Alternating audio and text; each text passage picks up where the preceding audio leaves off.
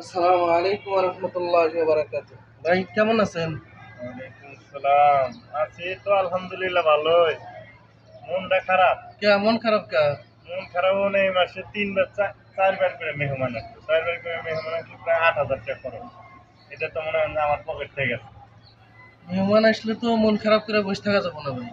মেহমান এসে আল্লাহ পাকের পক্ষ থেকে। কারণ মেহমান এসে আপনার বাড়িতে আল্লাহ পাকের রহমত রেখে যায়। আর মেহমান যখন খানা খায়, মেহমান খানা খায়, মেজবানের গুনাহ মাফ হয়। সুবহানাল্লাহ।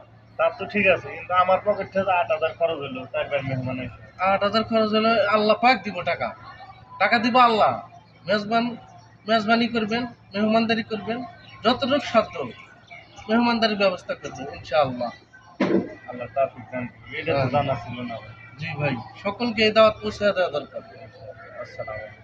ওয়ালাইকুম আসসালাম।